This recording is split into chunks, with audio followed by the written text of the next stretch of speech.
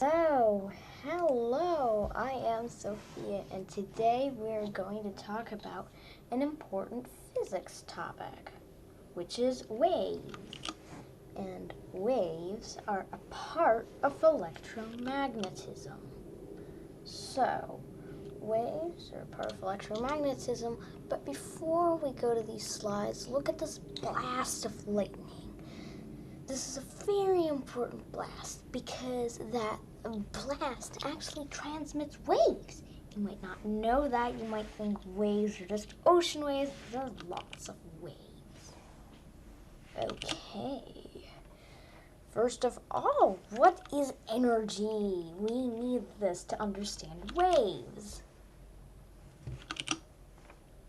So, what is energy? Okay, so now we have this image of a light bulb. And what is energy actually? So that light bulb actually transmits energy, but what is it? We don't know. So energy is the capacity to generate change, and energy cannot be created or destroyed. The individual types of energy cannot be created or destroyed, but energy can be transferred from one type to another. So, how to calculate energy? Here we have an image of a mountain. What does this have to do? Because that mountain has two types of energy. At the very bottom, where you're still at this mountain, not on the plane, it is actually going to be this potential energy. There's not going to be any potential energy, but there is going to be lots and lots and lots, maximum of kinetic energy. And then here at the very top, you have a maximum of potential energy, no kinetic energy. But the total energy does not change. Okay, so there are many types of energy, but they can all be classified as one of these big classes of energy. It's either a type of kinetic energy, a type of potential energy, or that energy is a type of both. And the formula for this kinetic energy is like only some type of kinetic energy, not like chemical kinetic energy, is half mv squared. And the formula for this very special type of potential energy that we have here on the mountain, gravitational potential energy, is potential energy is mgh. Okay. Here we have another blast of lightning. So a wave is any disturbance that transmits energy through a medium, matter, or a vacuum, empty space, and this is just a source where this all came from. Okay, waves. A wave, very important. So a wave is any disturbance that transmits energy. This is very important. Okay, waves, what do we have to talk about here? Waves do not move matter from place to place. This is very important, so I'll repeat this again.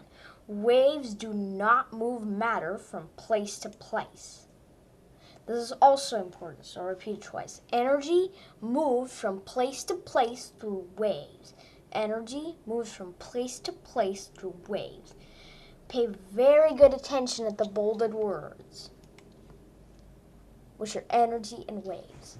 If matter moves, it vibrates from place to place. If matter moves, it vibrates from a place to another place.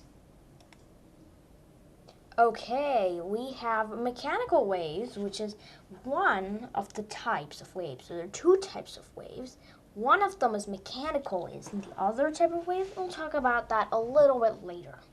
So, there are three types of mechanical waves: transverse, longitudinal, and circular. First, transverse waves. This empty slide should have something. Transverse and longitudinal waves. Oops, went back. That's the wrong link. Let me just hit this here. So that was actually the source. And what's this actually others? This is a long kind of animated GIF that shows pressure waves or longitudinal waves and this transverse wave. So what is an example of transverse wave? So the example of transverse wave can occur in an earthquake, for example. Very special type of transverse wave, surface wave. The surface wave is just renaming. So, but what are longitudinal waves? Okay, so you are actually listening to this. And when you are listening to this, I am transmitting sound. And sound is an example of longitudinal waves. So what you get is a long pulse of wave. It was like a wave containing a large pulse of energy split into pieces. Okay. What's coming up? Circular waves. That might not be normal. Okay, here we have the source. And this is the circular waves, a little bit dark, but these occur in the sea. These are the normal waves that occur in the sea. So first we have these dots that move from the very bottom, then they move a little bit in a circle, a little bit in a circle, larger circle, larger circle. And this is where the name circular waves comes from. Okay, let me flip this. Electromagnetic waves. So I'll repeat these statements on the slide twice. So electromagnetic waves do not require a medium, but can travel through one. Electromagnetic waves do not require a medium, but can travel through one. So the light's electromagnetic waves are called radiation. Just know this word, radiation. That's light's electromagnetic waves. Light's electromagnetic waves are called radiation. Ooh, that isn't nothing. Okay, there's a source here. And here we have the scale of electromagnetic waves. So first we have the NASA headquarters. This is radio waves, and there's some radio waves that are called electric waves, just another type of radio waves. So that could be the size of a headquarters. That will be electric waves, radio waves, or whatever you call it, astronaut, the size of an astronaut. So the size of an astronaut could be radio waves, but it's very likely to be electric waves. So waves the size of a coin are actually those radio waves. They're not considered electric waves anymore. Now we have infrared waves. So all these things, you can definitely see them. You can easily see headquarters or an astronaut. And if you have like normal vision, then you can see a coin. Okay, infrared waves.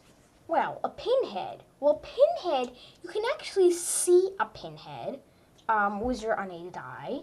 But maybe you need to have a little bit better vision to see a pinhead. And you need to be quite close to the pinhead to see the pinhead. But that's still visible to the naked eye. And that's infrared. So the visible light, we have the size of an amoeba. And amoebas, you can't see them with your unaided eye. But you can easily see them with a light microscope. So you can see living things through these microscopes, and then when you have those microscopes, you can actually see this amoeba. Well, you probably need to have a good light microscope, like 200 or some large, like several hundred times to see my amoeba, but it is possible to see them through light microscopes. Okay, so the ultraviolet waves, they're a size of a molecule, and you can actually not really see molecules through most microscopes. You can only see them through very special microscopes, and you can't really see them. Well, you can see them through much more, like several 100,000 times. You can see them through what is called scanning electron microscopes. And a very recent one, because very recently they could make models of molecules. Okay, so X-rays are the size of an atom. So an atom can also be seen via a scanning electron microscope, but it can only be modeled like fake, so it won't be the real atom, but it still can be seen. So the gamma rays are the size, like we have gamma rays, and then we have secondary cosmic rays. I usually just call them cosmic rays. Those cosmic rays could be the size of an atomic nuclei. And just to inform you how small the atom and atomic nuclei is, an atom is about 100,000 times larger than a nucleus. And the nucleus, it's actually a femtometer long, not even a picometer. Like, picometer is 10 to the 12th, so it's 10 to the negative 15th in length. And that could be the very edge of gamma rays or the very beginning of cosmic rays. Wow. Real atomic nuclei. Those are long. Very, very, very, very, very short. Okay, but those are still considered types of gamma rays. Okay, let's flip off. What is this? So this is wave terminology. Let's just flip through this because there aren't any points. Okay, the definition of wavelength. Here's a source. And just trying to put the image here. Here is an image of a wave, a model of the wave. So here you see the length from any point to any other point on a different wave is going to be called wavelength. And let's just say half, so like half of this height from this point, this very first point to the second point, is going to be called amplitude. And then you have frequency, is how many waves pass through you per second. And this is very easy to determine with ocean waves. Okay, so here we have returned to our place that we started. So again, I'm going to repeat the statements twice. Wave terminology. So, high frequency, short wavelength. High frequency, short wavelength. Remember that. And remember this. Low frequency, long wavelength. Low frequency, long wavelength. Again, another slide. The wave equation. This just describes the topic. Okay, let me say something here. The wave equation is waves divided by seconds times meters divided by wave. And speed is distance divided by. And just, I'm going to tell this other slide. Like, not be super done.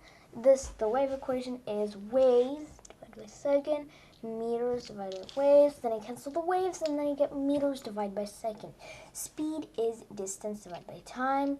Meters is a distance. Second is a time. So again, you get a measure of speed, meters per second. Okay, another wave equation. Another wave equation is speed is frequency times wavelength. Thank you. Bye.